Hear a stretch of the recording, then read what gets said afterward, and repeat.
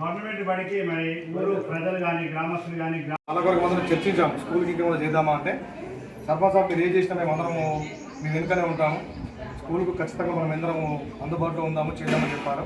మళ్ళీ రీసెంట్లీ కూడా మన స్కూల్ వార్డు బాషిర్ దాస్ గారు కూడా మేము వచ్చాము, ఇక్కడ విజిట్ చేసాం పిల్లలందరినీ. ఇంకోటి స్కూల్లో ఏది ఉన్నా కూడా మేము ఖచ్చితంగా సహకరిస్తాము సార్. ఈ సభ విజయంగా చెప్తున్నాం, మీకు ఏది ఉన్నా కూడా నో అబ్జెక్షన్. మేము దానికి వెనక వెళ్ళాము. స్కూల్ విషయం ఖచ్చితంగా చేస్తామని నేను చెప్తున్నాను సార్. కోరి మా ప్రధాన ఉపాధ్యాయులు గారు సభను ఏర్పాటు చేసినందుకు చాలా థ్యాంక్స్ అండి. ఒకటి మేము సార్ నేను ఇట్లా ఎక్కినాను చేద్దామని అనుకుంటే ఒకటి మొదటి సార్ ఏం చెప్పారంటే, బాబు స్కూల్లో మన పిల్లలందరూ స్కూల్ దగ్గరికి వస్తారు, ఫస్ట్ మీరు స్కూల్ విజిట్ చేయండి, విజిట్ చేసిన తర్వాత ఏం చేయాలో ఆలోచించండి అని చెప్పి నన్ను ముందుకు ఇది చేయడానికి కూడా ముఖ్య ఉద్దేశం మా మురళి సార్ గారు.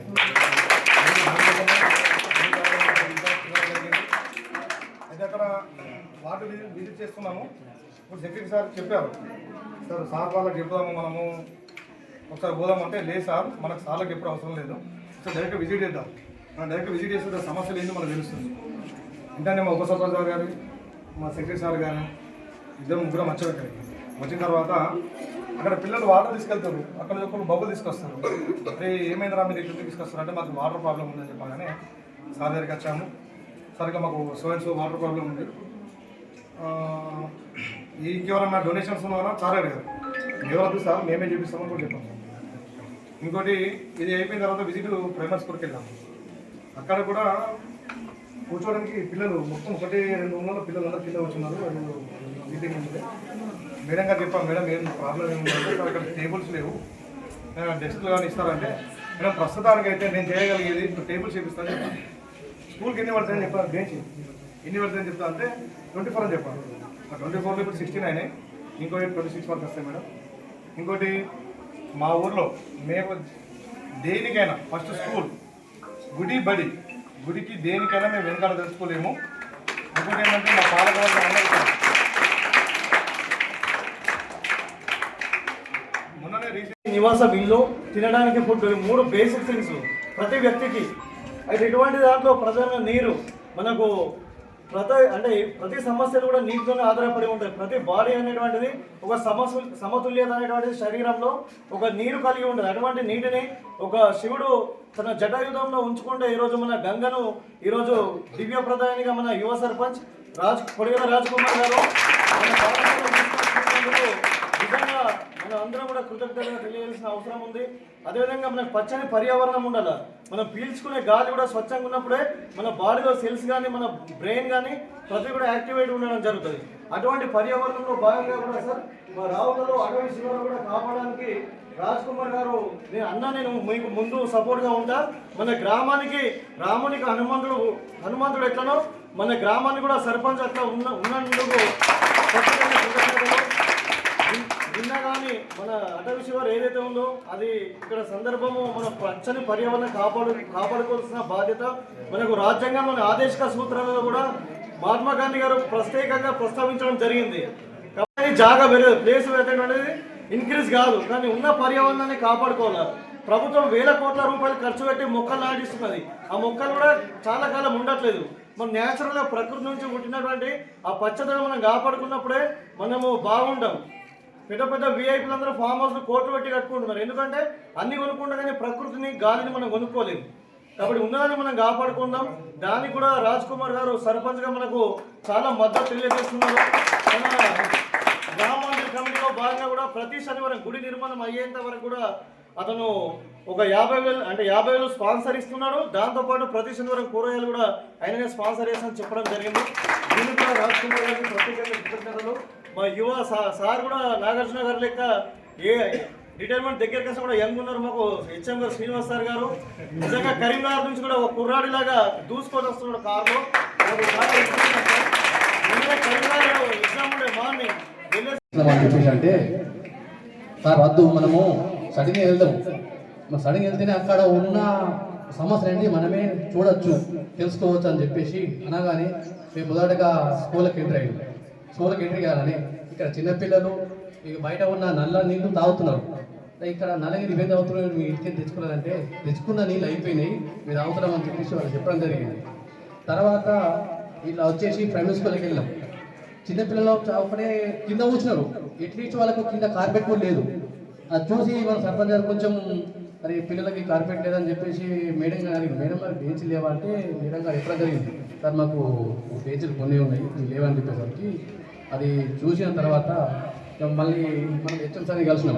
సార్ మనకు వాటర్ లేవంటే మరి ప్రిపేర్ లేదా అంటే గతంలో పెట్టినాము అది ఖరాబ్ అయిపోయిందంటే వెంటనే సర్పంచ్ గారు నన్ను అడిగారు, అన్న ఇది ఎంత ఉంటుందో ఒకసారి తెలుసుకొని మా ఇమ్మీడియట్గా ఇదే చేద్దాం. ఫస్ట్ పిల్లలకు కనీస సౌకర్యమైన త్రాగునీరు అందించడము మన ప్రథమ లక్ష్యంగా పెట్టుకుందాము అని చెప్పేసి అనగానే నేను నాకు తెలిసిన ఒక 2-3 తెలుసుకొని సర్పంచ్ చెప్పడం జరిగింది.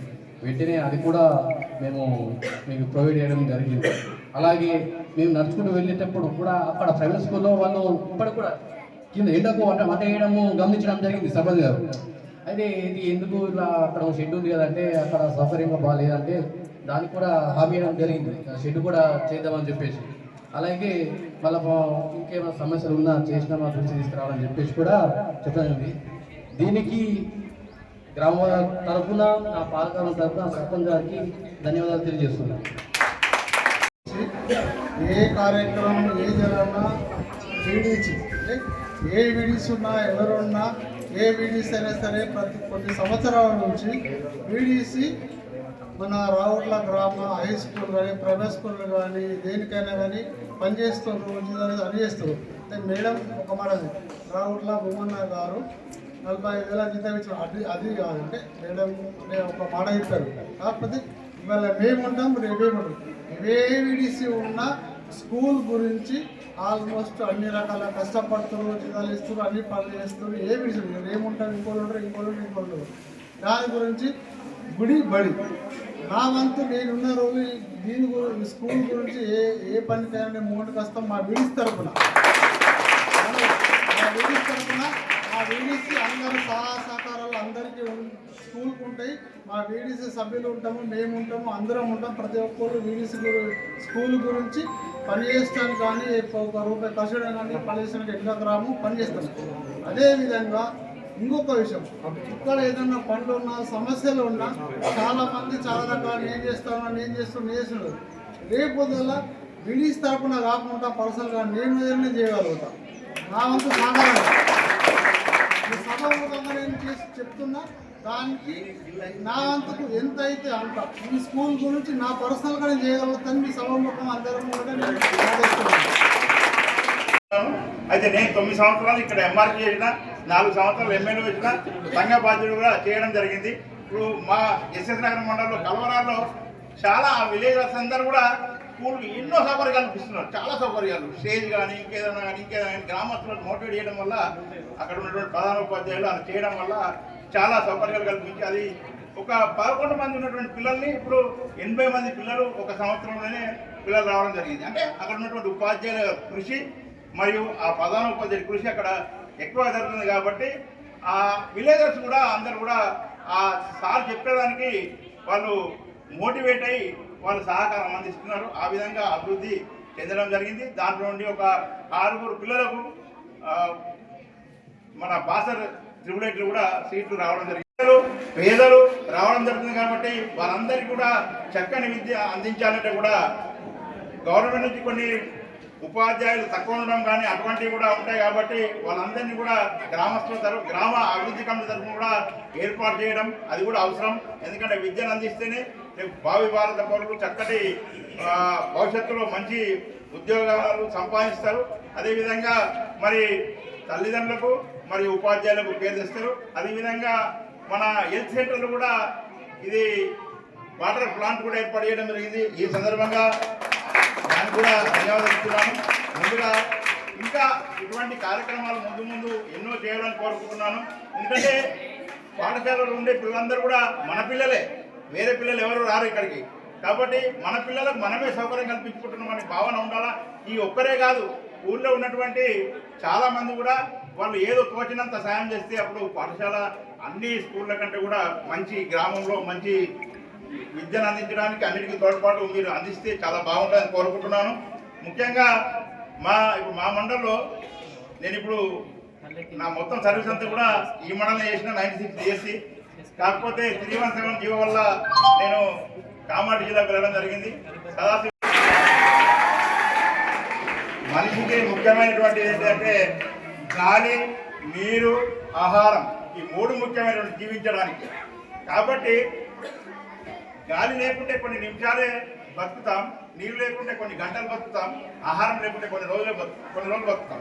కాబట్టి నీరు వల్ల చాలా రకాల వ్యాధులు వస్తాయి. కాబట్టి ఆ వ్యాధుల నుండి రక్షించడానికి మొట్టమొదలు గ్రామంలో ఉన్నటువంటి అందరి పిల్లలు ఇక్కడ ఉంటారు. కాబట్టి దాన్ని ప్రయారిటీగా తీసుకొని సర్పంచ్ గారు ముందుగా ఇక్కడ నీటి వసతి కల్పించడం, మంచినీటి వసతి కల్పించడం చాలా గొప్ప విషయం. ఎందుకంటే ముఖ్యంగా ఒక 2 ఉంటాయి, గుడి, బడి. 2 ముఖ్యమైనవి ఈరోజు ప్రజలందరికీ కూడా అవసరమైనటువంటి. దాంట్లో ముందుగా బడి అనేది చాలా ముఖ్యం. ఎందుకంటే రేపటి భావి భారత పౌరులంతా బడిలోనే ఉంటారు. మరి ఇందులో అన్ని మతాలు, అన్ని కులాలు, అన్ని వర్గాల వారు ఉంటారు. గ్రామ ప్రజలందరూ ఉంటారు. కాబట్టి ముఖ్యంగా ముందు బడికి ఫెసిలిటీస్ కల్పించినందుకు మరొకసారి ధన్యవాదాలు చేసుకుంటున్నాను.